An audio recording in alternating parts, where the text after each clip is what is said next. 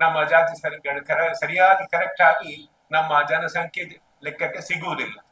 ಆದ್ರಿಂದ ಇಂತಹ ತಪ್ಪು ಮುಂದೆ ಆಗಬಾರದು ಅಂತ ಹೇಳಿ ಮುಂದೆ ಬರುವಂತಹ ಈ ಜಾತಿ ಗಣತಿ ಸಂದರ್ಭದಲ್ಲಿ ಸಮಾಜ ಬಾಂಧವರು ಎಚ್ಚೆತ್ತು ಅವರ ಜಾತಿ ಕಾಲಂನಲ್ಲಿ ಬಿಲ್ಲವಂತೆ ನಮೂದಿಸಬೇಕು.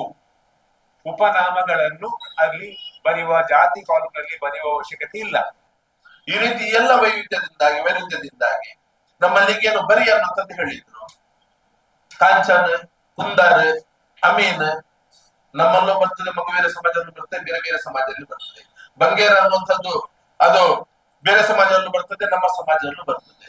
ಈ ರೀತಿ ಈ ವೈರುಧ್ಯಗಳಿಂದಾಗಿ ಇವತ್ತು ಜನಸಂಖ್ಯೆಯಲ್ಲಿ ಒಂದಷ್ಟು ವ್ಯತ್ಯಾಸಗಳು ಆಗಿರಬಹುದು ಅನ್ನುವಂಥದ್ದು ಒಂದು ಸಣ್ಣ ಅಂದಾಜು. ಆದ್ರೂ ಕೂಡ ಇಷ್ಟು ದೊಡ್ಡ ವ್ಯತ್ಯಾಸ ಆಗಬೇಕಿದ್ರೆ ಬೇರೆ ಬೇರೆ ಕಾರಣಗಳಿರ್ಬೋದು. ಇದರ ಬಗ್ಗೆ ಇನ್ನೊಂದ್ಸರಿ ನಿಖರವಾಗಿ ಅಧ್ಯಯನ ಮಾಡಬೇಕು ಅಂತ ಹೇಳಿಕೊಂಡು ರಾಜ್ಯ ಸರ್ಕಾರ ಮೊದಲೇ ಘೋಷಣೆ ಮಾಡಿದ್ದು, ಜನಗಣತಿಯ ಜೊತೆಯಲ್ಲಿ ಜಾತಿ ಗಣತಿಯ ಜೊತೆಯಲ್ಲಿ ಪ್ರತಿಯೊಂದು ಸಮಾಜದ ಆರ್ಥಿಕ ಸ್ಥಿತಿಗತಿ, ಸಾಮಾಜಿಕ ಸ್ಥಿತಿಗತಿ, ಶೈಕ್ಷಣಿಕ ಸ್ಥಿತಿಗತಿ ಇದರ ಅಧ್ಯಯನ ಕೂಡ ಇವತ್ತು ರಾಜ್ಯ ಸರ್ಕಾರ ಮಾಡ್ಲಿಕ್ಕೆ ಹೊರಟಿದೆ. ಇದನ್ನು ನಾವು ಮತ್ತೊಮ್ಮೆ ಪ್ರಮುಖವಾಗಿ ಇದನ್ನು ಸ್ವಾಗತಿಸ್ತೇವೆ ಸರ್ಕಾರವನ್ನು ಈ ಒಂದು ಉದ್ದೇಶ ಇಟ್ಕೊಳ್ಳೋದಕ್ಕೋಸ್ಕರ.